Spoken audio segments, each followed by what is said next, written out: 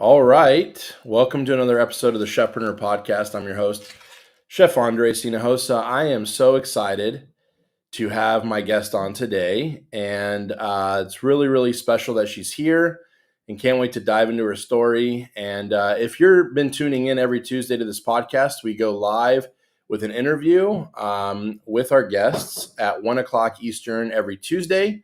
Unless something happens, then of course we don't. But for the most part, we're on here at 1 o'clock on Tuesday Eastern Standard Time. If you haven't subscribed to the channel yet, make sure you subscribe. Make sure you like this live video and share it as well with anybody that you feel like would like to watch this content. So without further ado, let's dive in and get our guest on the show. This is Chef Amber Evans, and I'm really excited to talk to her today about her entire journey as a private chef in Palm Springs. And let's bring her up. So, Chef Amber, how are you doing today? Andre, I'm great. How are you? I am doing fantastic. I'm super excited to talk to you today and really get to know you. And, again, we do these podcast interviews. We're really starting to do this more and more. And the reason is we just love to hear stories of chefs from all backgrounds, all walks of life, sometimes even passionate cooks. And some of us have great, crazy experiences and different things that we've done in our career.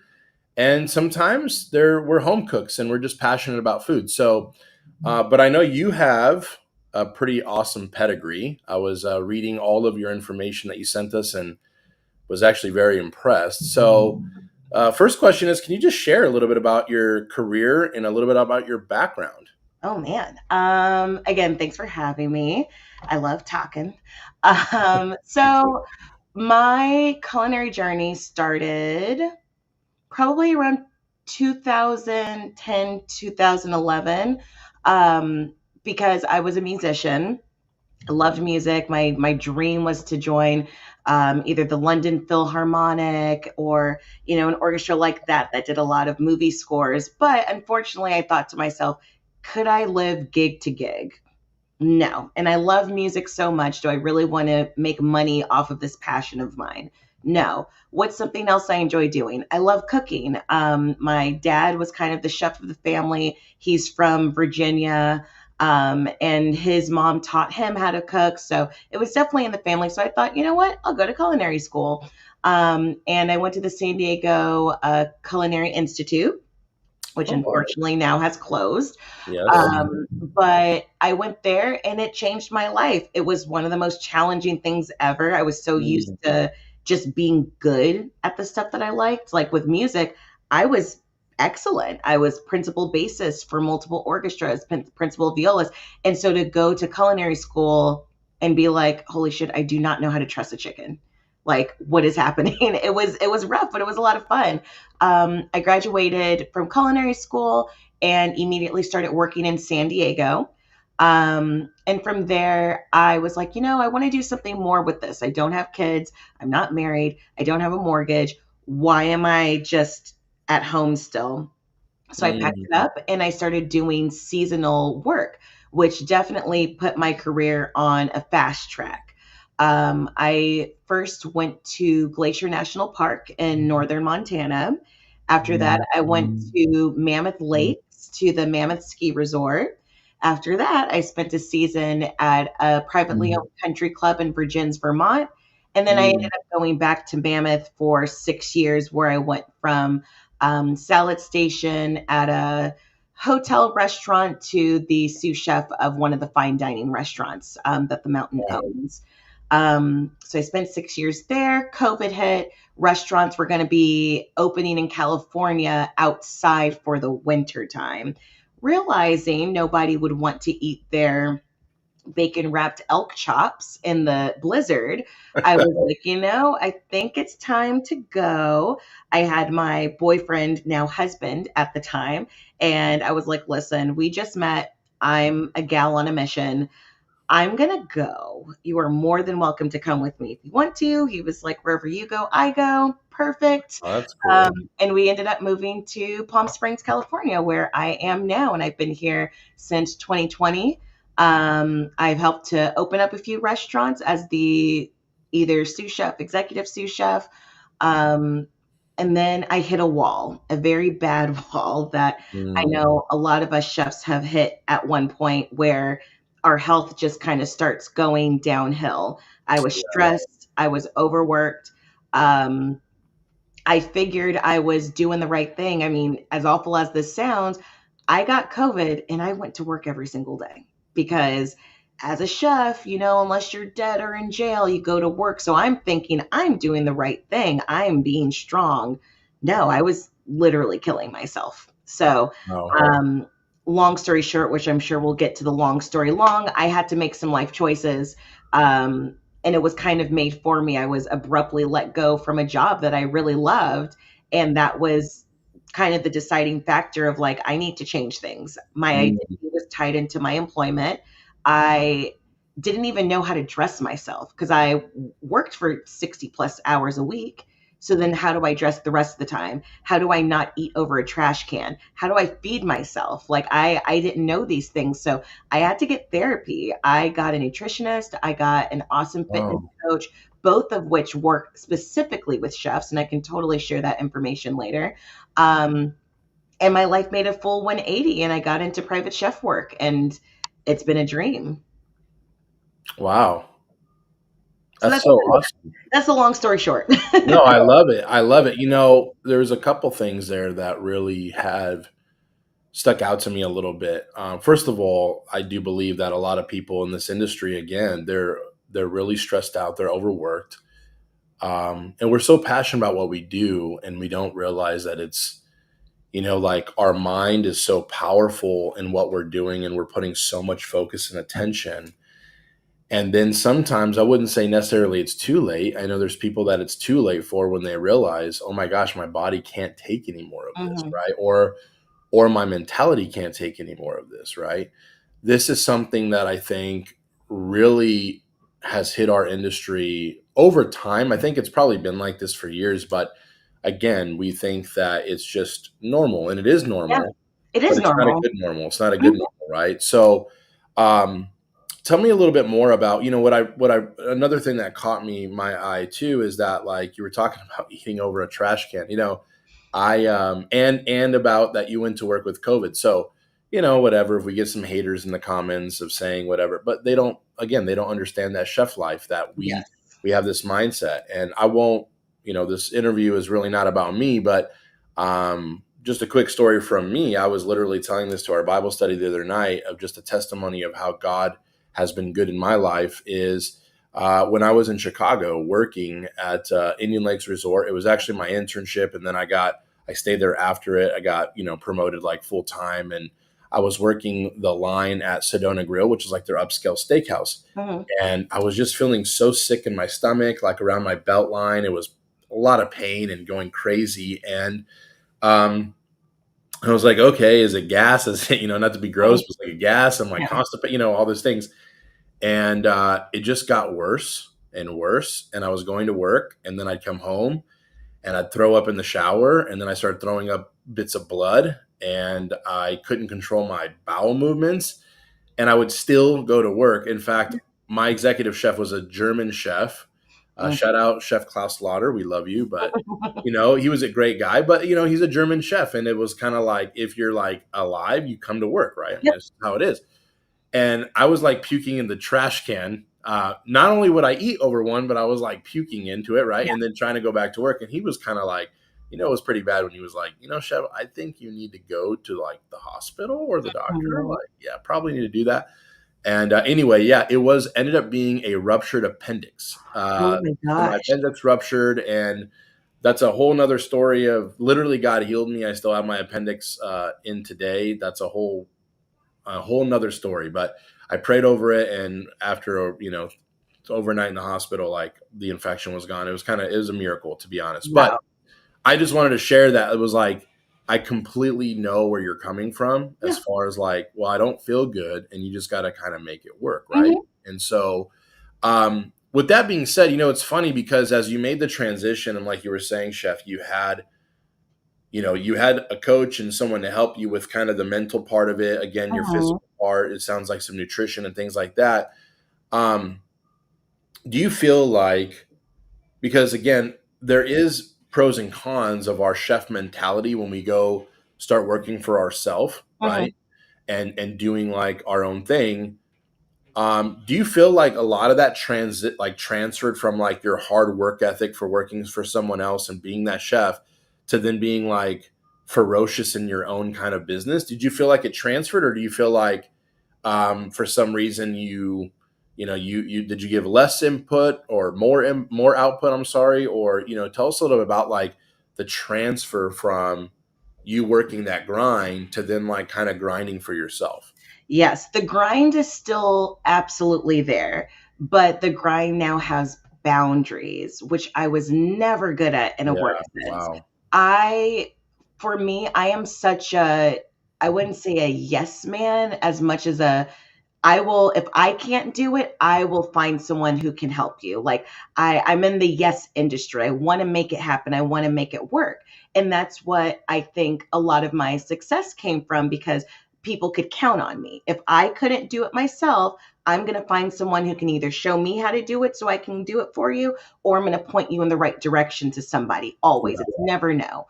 I even take this to heart when it comes to well done steaks. I've worked at steakhouses where people are like, "Oh, well done steaks," and I always challenge them like, if you're such a good chef, you should be able to make me a perfectly cooked, 165-degree, succulent, juicy, delicious steak.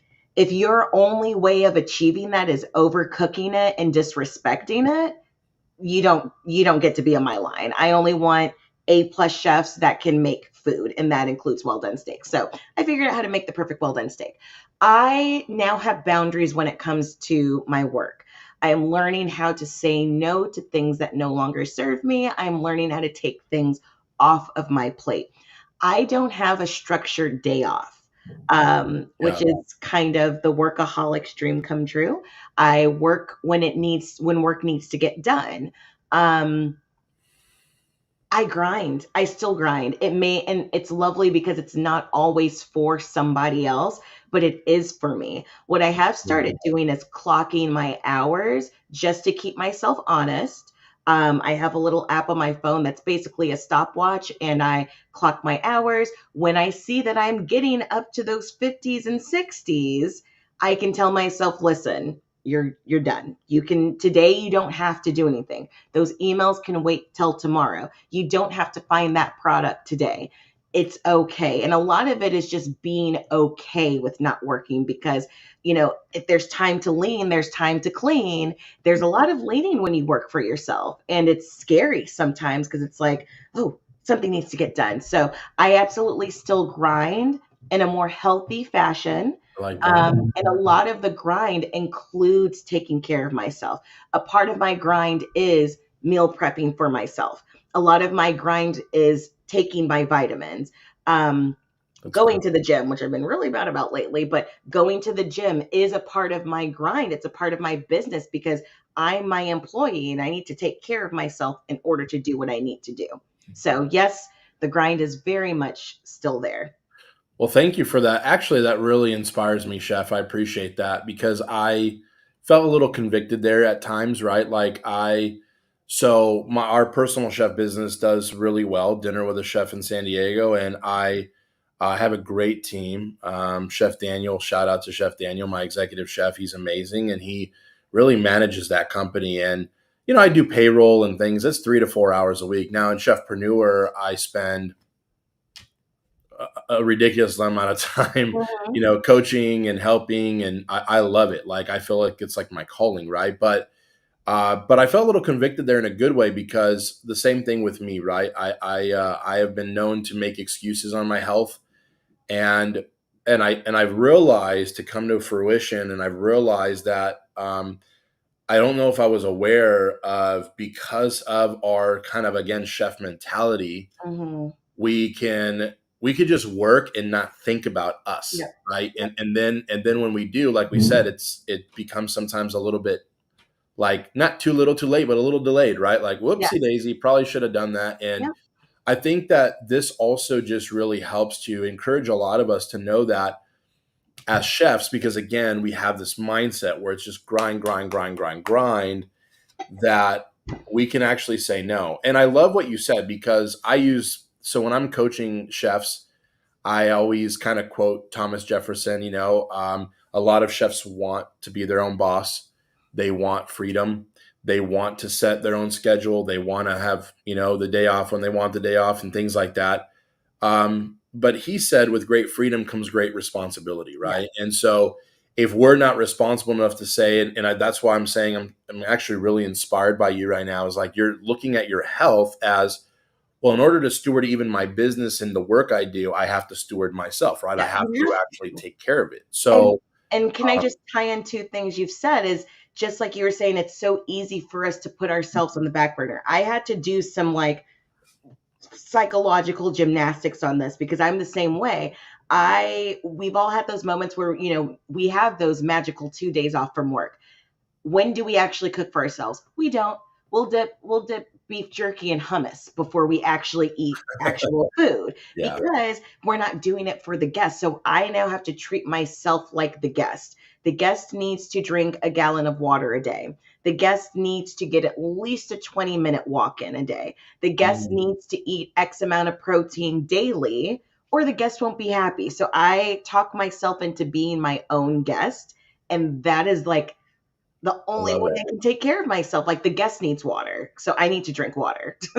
No, I love that. That is so awesome. That is a really good, for those of you guys that are tuning in or listening to this, that's a really good takeaway for any of us, right? Like, it's really hard for us to treat ourselves as guests, and we need to do that. And this also allows us to respect ourselves, and it actually will probably increase the respect we have for our clients, because again, not only will we empathize with them, but at the same time it's like we're just bringing a different level to ourselves, of excellence, even with taking care of ourselves. So I love that, because again, I think that, I mean, I remember, I don't do this now. I don't even really eat fast food, but I remember, you would go cook the filet mignons, like you said, Mhm. you would go cook the lobsters and the fine dining stuff. And then after work, you'd stop by and get three McDoubles and a large fry at 1 in the morning. And then you're still on this kind of adrenaline rush. And then by the time you get into bed, it's 2 o'clock after you've showered and the whole nine. And it's like, it's messing with everything. So that's awesome. Now, I know we can't disclose too much, but I want to kind of let the audience in on a little bit of your stardom, okay? Because I have never been on a show like you have. And so, just to kind of break the news, can you just discuss a little bit and reveal to us, a little bit about that stardom that you've had recently? Absolutely. I like to call it my 15 minutes.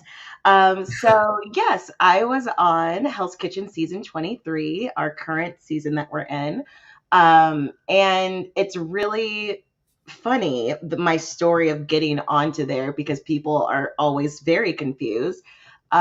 Just like with a lot of chefs, I don't watch a lot of television that revolves around kitchens. The Bear was great, but The Bear is also highly triggering. So I don't even watch The Bear, Very true. which is a good thing. They did an excellent job on that show. Oh, And just like everyone else, I've worked with every single one of those characters. So it was rough. And I got approached on via Instagram to uh, apply to be on Hell's Kitchen. And I've never seen a single episode of this show, but I also tend to say no a lot. And I'm like, you know what? Let's see what you're talking about. Also, being a paranoid millennial, I had to make sure this wasn't a scam. So I contacted another private chef friend of mine who's been on TV, and I'm like, hey, is this casting company real? Blah, blah, blah. She's like, oh, yeah, yeah, they're real. So it was a series of interviews. The first conversation I had was what the show was about. She had to describe the show, tell me how it worked. And I'm like, oh, that's one of Gordon Ramsay's show. Like, that's really cool.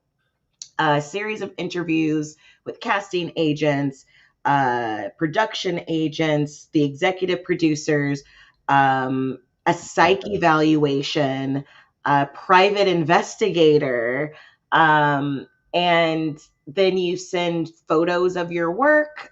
They track you out on social media. They look at maybe some other interviews or demos that you've done. And then from there, they give you a yes or a no. And, I do remind folks that, remember, this is TV. You are not getting interviewed.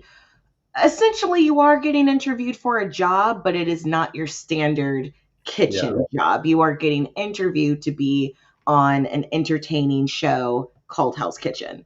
And so, if you're entertaining enough or can add a little spice to things, then you're on. So I got the call 2 days before I was to fly out, that I got on. And from there, it was definitely an adventure. Definitely an adventure. I do it again, knowing what I know now. Well, that's good. Well, thank you for sharing that. Yeah.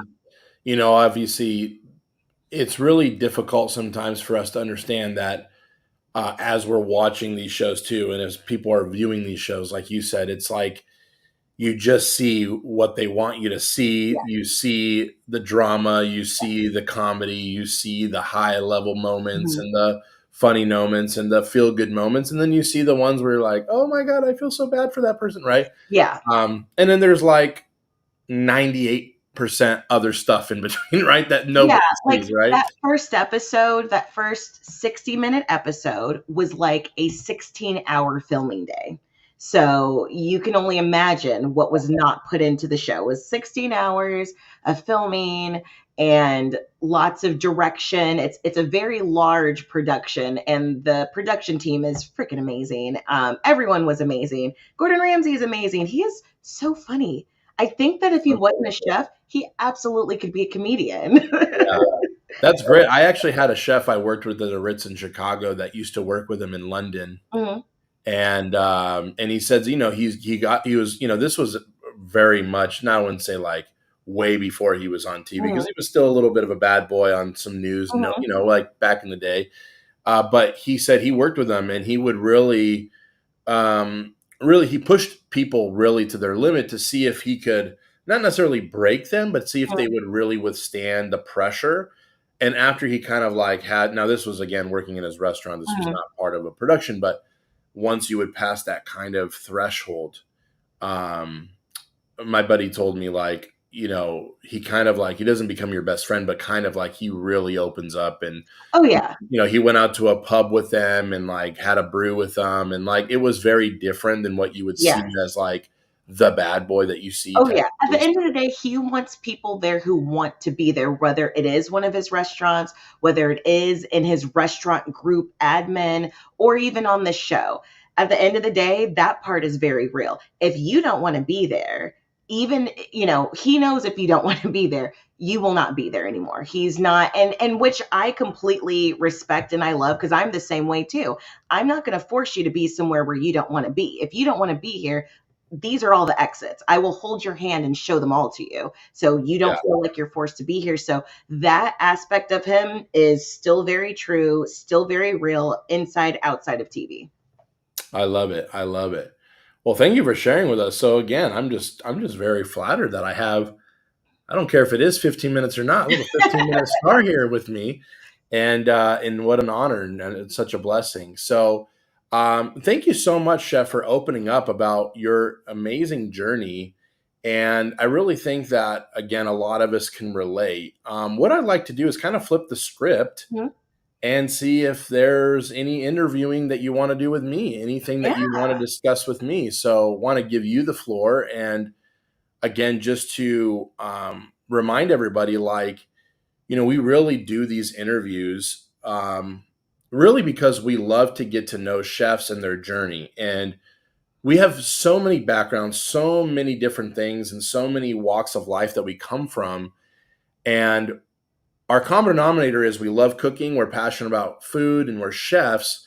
But then there's just so much more depth after that, right? yeah, It's just so many different things that we've done. Again, you've been on Hell's Kitchen, and I haven't, and all of our background, our childhood, how you got into cooking, all that stuff. So thank you so much for sharing, and I'd like to give you kind of an open floor to see if there's anything that you want to ask me, absolutely. put me on the spot. Yes, I'm so down. So, one of my platforms when it comes to being a private chef is the integration of chef's mental health, because we are not robots. We are not machines that put together food. We are human beings. What are ways you think that for folks who are transitioning from restaurants, specifically restaurants, to maybe doing private chef work or doing things outside of a restaurant kitchen, what are ways outside of obviously getting a therapist that you think could be promoted as far as like mental health care specifically for chefs, cooks, anyone in the hospitality industry, I guess?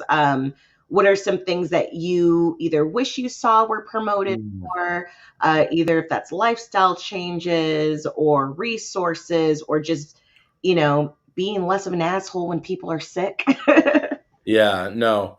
That's a pretty awesome and amazing and deep and great question. So thank you. I've never been asked that before, and that's actually really, really amazing. I think so. The first thing that really came into my mind, believe it or not, was of course, like you said, there's therapy, there's professionals that can really go into more of the psychological side of it and deep diving into that. But one of the things for me was, I think as chefs, and I'm just going to again speak from my own point of view and then kind of answer it where I really believe this can be translated to everyone, was community. Mm, When I was working 70 plus hours as an executive chef, I was just talking to my wife about this the other night. We're part of a marriage group at church that we go to every Sunday night, and I love it.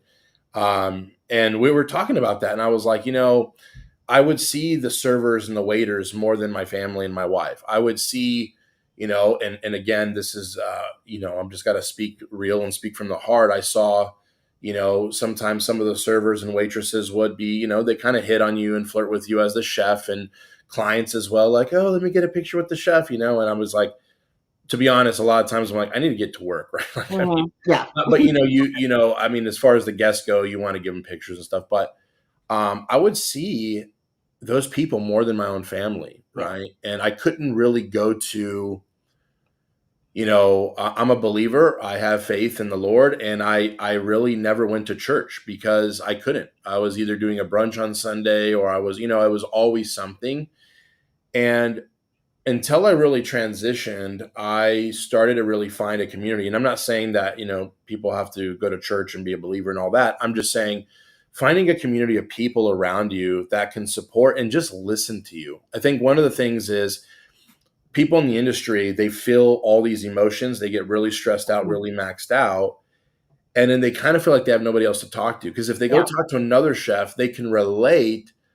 But let me be really honest with you, and I think you probably found this. Again, I'm not putting words in your mouth, but you probably found this out. Like, they don't really give you advice back. It just sounds more of like a kind of like a complaint session. I'm like, oh, Yeah. Oh, let's read war stories. Like, oh, yeah, you were sick. I was sick too. Blah, blah. Yeah. exactly, Hmm. exactly. And so community is like what really sticks out to me. Another one is really, I think you kind of hit on it, is really, really realizing it can be okay to not be okay, Mm, right? Again, my persona as a chef when I was working in the industry is you just kind of suck it up. And if you can't handle the heat, get out of the kitchen, all the yeah. normal stuff that we've heard all of our life. And I think it's like it's okay to stop and say, I'm not doing well. I'm not Hmm. okay. And so I guess in a mental shift, it's actually realizing that and then being honest with yourself about that. Now, as far as like anything that I've seen promoted wise, there's actually a few people. I apologize, and maybe it is one of the people that you were talking about. There is one person, one or two people in our Facebook group in our community that reached out to me quite a long time ago saying that he coaches on mental health for chefs, Mm, and I think that's much more needed because the more I think about it, and this is just with anything, right?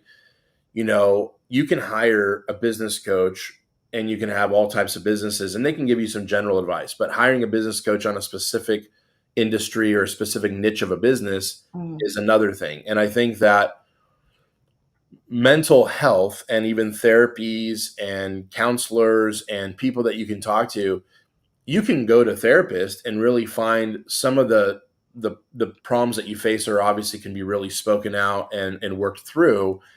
But I think it's also hard for sometimes even maybe the mental health professional to even understand where you're coming from because Mhm. of the industry and the lack of their knowledge of that. So if I had a pick, again, I'm sure they're out there even more, but I think that that's probably would be a good niche to get into Yeah. Oh, if you were absolutely. a mental health professional that maybe had some level of background in the restaurant industry. Mhm. Because again, it's all about context, right? I mean, like I coach chefs on how to start and grow personal and private chef businesses, right?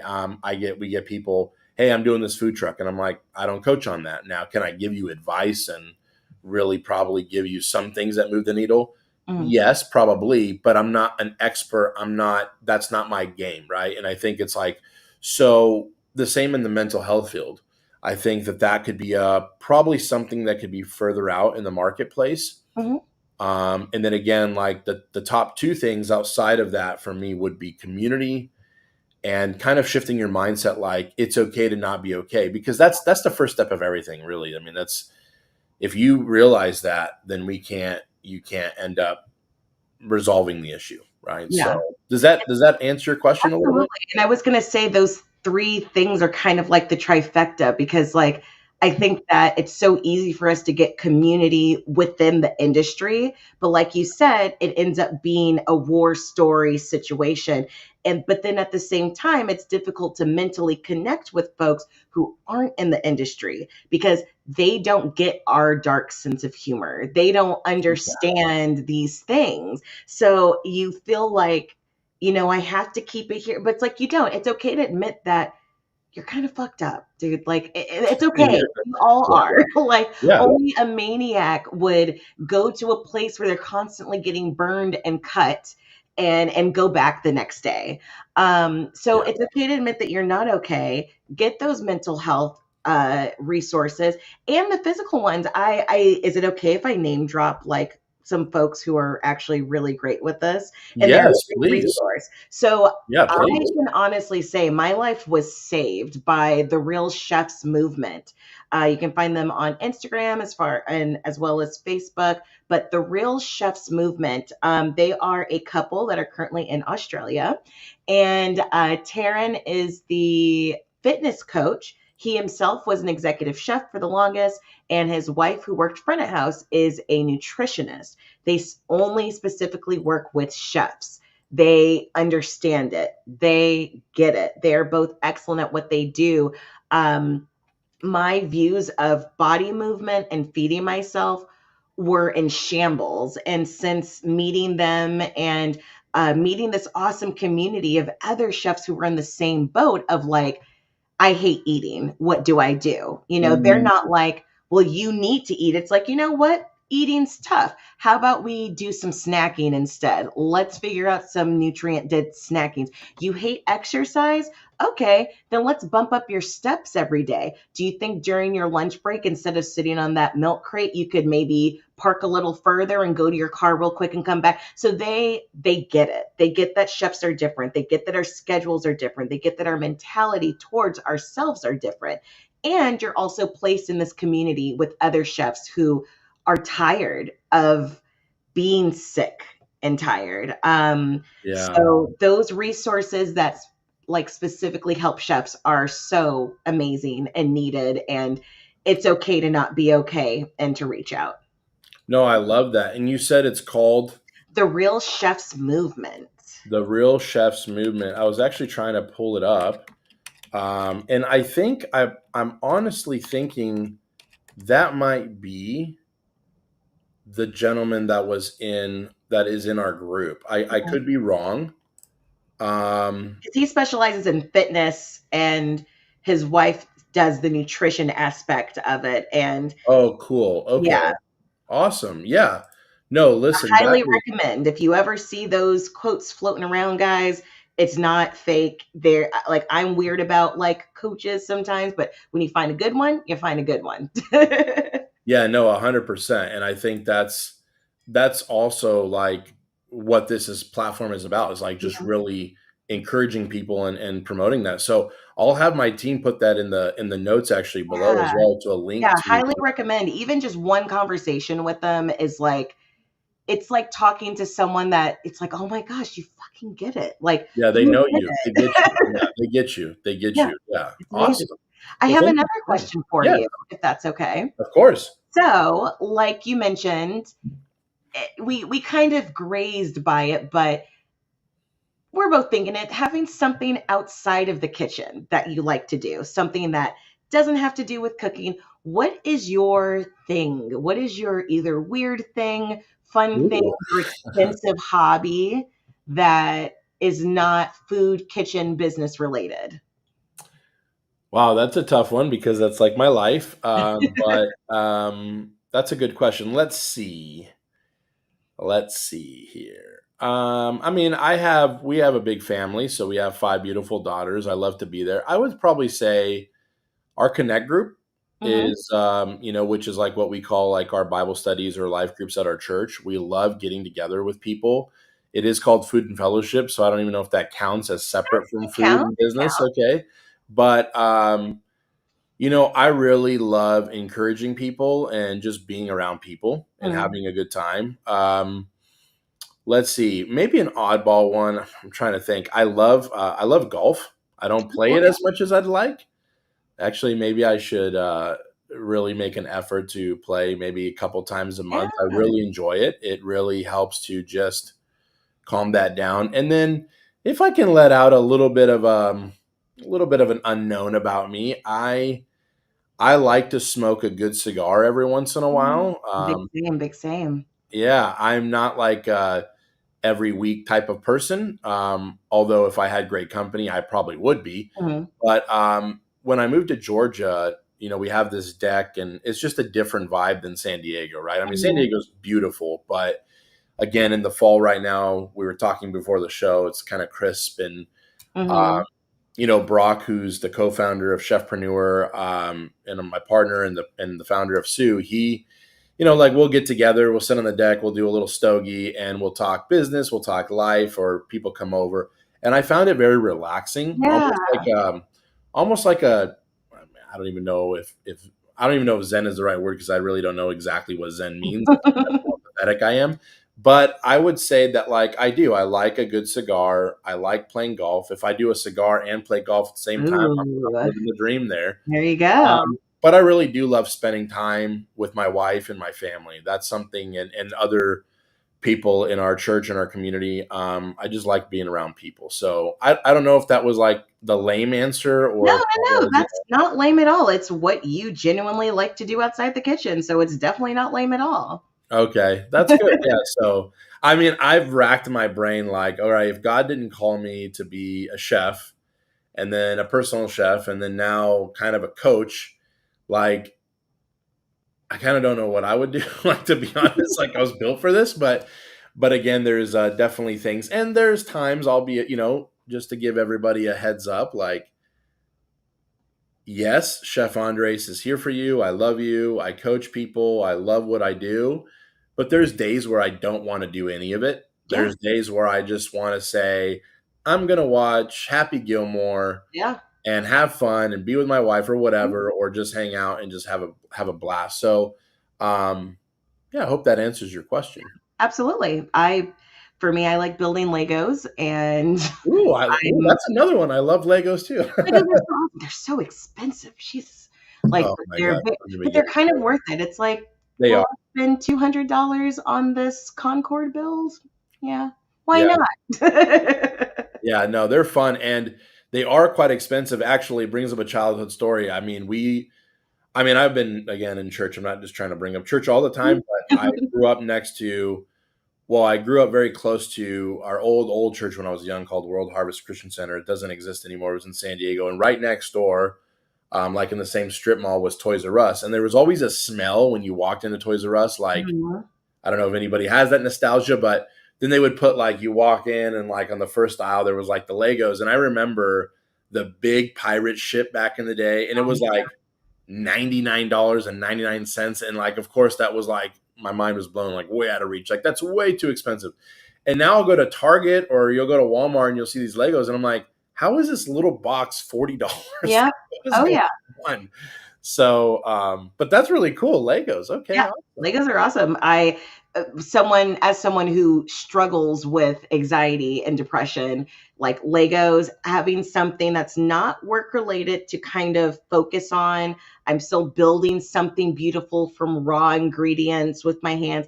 That's not for sale. Like my biggest hang up is always making money off of something. And Yeah. so having this thing that like I just like to build this. It is fun. It That's brings so me cool. joy. Acknowledging that it brings me joy helps me tremendously. Yeah. I mean, I guess, I was thinking right now, I mean, if I was good enough to play golf for a living, but then it becomes a living and it doesn't come Exactly. golf, And then right? it's So another thing. kind of like what you would say. I'm sure the people who build the Legos at Legoland and stuff, like Mm, it's a job. So they're like, oh yeah, like I don't want to build Legos in my yeah. free time, right? Because they build it all the time. So that's cool. Yeah. Great questions. You're giving me some great questions here. I don't think I've ever had these questions asked. This is awesome. I like to humanize chefs. That's another one of my things. It's that like it's okay to be a human being. It's okay to know who cooks for you. That was a very strange transition for me going from restaurants to private chef work because that's why on my profile I'm a recovering kitchen pirate because I was the kitchen pirate, the foul mouth. I'm 5 feet tall, which means that my personality needs to be 10 feet tall and Yeah. rough and tough, and we don't see the folks who we cook for. The food goes out that door. We need to be confident that it was good. The chef needs to be confident that it was good, and now we're on to the next plate. Being a private chef and physically handing your food to someone and immediately getting that feedback is very strange. It's weird, and having these guests ask you questions about yourself and that don't have to do with the food, because really at the end of the day people hire private chefs not for just the food, but they're hiring you as a person. Yeah. So you're kind of forced to learn who you are as a chef as well and who you are as a person. So I love it's it. weird to be a person. Yeah, no, absolutely. And like I said, I mean, these are great questions. I like people asking me questions. I ask a lot of questions of chefs all the time, and any other questions you have for me? Let's see. You could say no, but who No, knows? no, no, no. Oh, trust me, I can get some good ones. Let's see what you like to do. I mean, I could be really lame and do the okay, okay. So what do you think is the worst question to ask a chef? I think I already know the answer, but what is Oh, that no. question that you're like, and You're how do talking you about, are answer you it? talking about basically the cringe question that we all get asked? Yes. Okay. So we already know probably what this is. It has to be, what's your specialty? Or what do you like to cook? How do you answer it? I've gotten a lot of funny responses from other chefs how they answer it. Now, there was a viral video about someone was like, just say chicken fettuccine Alfredo because you're going to disappoint that person. And when they're like, how do you make yours? It's the basic way. And they're like, how come mine doesn't taste like that? Because I'm a chef and you're not. There's your Yeah. answer. Yeah. But Well, it's kind of how like do you answer a that? chef making a grilled cheese, or like some random person who's putting it in in a literal toaster, and you're like, "Are you going to burn the house down?" So yes, how do I answer that question? Well, I've actually asked my wife, Danielle. Shout out to her. I love my wife to death. I've asked her before, like, "Okay, honey, like, what should I say in that?" Because it's weird. As a chef, I've kind of evolved, right? When I was younger, it was like, we always have that stardom of like, at least I did anyway. Again, I can't speak for everybody, but I think it was a lot of people like, fine dining and this and that, right? Mhm. And the really, and I'm not really all into all the tweezers myself and things like that. It's just never been my style. However, as I've gotten kind of more progressed and maybe more mature in my cooking and things, I'm going back to like simplicity and basics. So I've asked my wife, like, what should I say? And she's like, well, babe, you always say that you love open fire and meat, right? And just like, Okay. because I have Shout out Bare Bones if you want to sponsor the podcast. Maybe I'll throw that plug out there.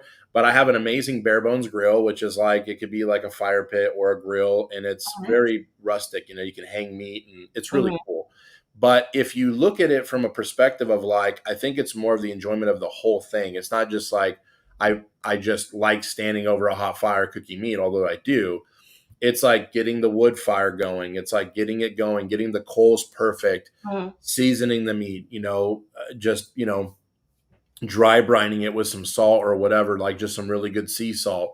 Doing whole vegetables kind of roasted on the grill, like, or even put them over the ashes, like a whole squash or whatever. And I really, my dad is from Chile, from South America, and there's a lot of culture in South America where there's a lot of open fire, open meat, like big calves spread out in kind of over a fire with just rubbed with sea salt, right? And it Mhm. just the flavor of it and the quality of it and all that. So I guess I still answer nice by saying I was like, "Oh, you're open, really nice. I'm kind of a jerk." and I know it's probably very caveman like, right? Oh, Chef Andres, the guy wants meat over an open fire, but again, I mean, do I like cooking fish? Do I like cooking, doing a risotto with a piece of salmon or whatever and doing things? Yeah, of course. But again, I think it's more of like the day starts, I can put, get Mhm. the fire going, and like it's just you can see the fire and it's a process as opposed to like I'm just over a stove or over something Yeah. cooking. But that is the number one question, and I kind of, for all you guys out there, I love you. If Yes. any of my church peeps are listening to this, I love you, but every time I get asked that, it's like Mhm. it kind of is annoying. I'm going to throw it out there, but it's because I just get asked all the time, right? Do you get asked the same question, Chef? Yes. Oh, we all do. I'm kind of a jerk, and I always say whatever pays the most. That's what I that's my specialty. Ooh, But ooh, but then I I like answer that. like I like all kinds of food. It's easier for me to say what my specialties aren't, and that is rolling sushi. I do not roll sushi. Um, Neither do I I. can make pizza, but I'd rather not, and I don't make pasta. Everything else I enjoy. But about your caveman comment, it's so ironic you said that because whenever I talk about fire cooking with folks, I always remind them the only thing that humans have that no other species on earth has is the ability to cook their food. There are ants that farm mushrooms. There are That's uh, awesome. uh, animals that go to war with other animals. There are tons of different species that do similar things. Otters wash their foods. We also wash our foods, but nothing and no one else cooks their food with fire. So I love meeting folks who love to use fire. It's very primal, it's very It is. humanistic. It's so cool. And that is actually I mean, the more we're talking, again, you asked me some really good questions, so they're prompting additional answers per se. But I really enjoy. We have a wood fired fireplace here in the house, and when it's chilly here in Georgia, I love laying in front of the fire on the carpet there in the living room with the kids and just Mhm. relaxing. Like fire, the warmth, you feel the warmth. For some Mhm. reason, the way that it lights up your eyes, I just feel like it's almost mesmerizing and soothing, right? And then hearing the noise. So it's Yeah.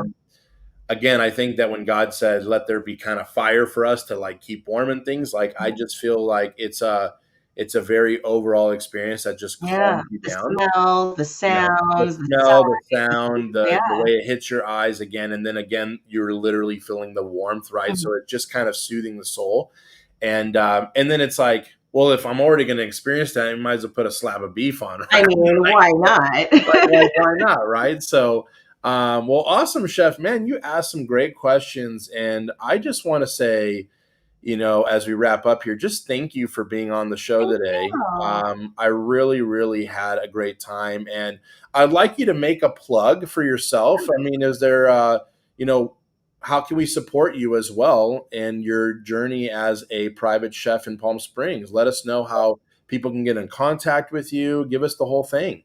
Yeah, well, you can find me on Instagram at Chef Amber Evans. Pretty hard to miss there. Give me a follow, shoot me a message. I love connecting with folks. I love talking to folks, especially when it has to do with the kind of ugly side of the restaurant industry. I didn't talk much about my viewpoint of being a Black female in the industry, but ladies, I see you. I see you. So yeah, like, I'm so approachable. Come chit chat, come hang out. Love making friends. While I will try my hardest not to share war stories with you, I'm also here for a good story. But Chef Amber Evans on Instagram, and I'm not a content creator. I'm a working chef who just wants to show you a little bit of what I do. So I'm a human, and you're a human, and it's okay not to be okay. I love it. Well, I couldn't have said it better myself. Thank you again so much, Thank Chef, you. for that. And make sure you follow her Instagram at Chef Amber Evans. And I'm really, really, again, so appreciative and blessed and honored that you joined us today. Ladies and gentlemen, if you have not subscribed yet to our YouTube channel, make sure you subscribe, like this video, share it if you really feel like someone else can really get a lot out of this interview with Chef today. And again, if you're listening to us on Spotify or Apple, or make sure you subscribe to our podcast there as well. We're all over the place. And again, ladies and gentlemen, we'll see you guys next week. Take care. Bye-bye. Bye.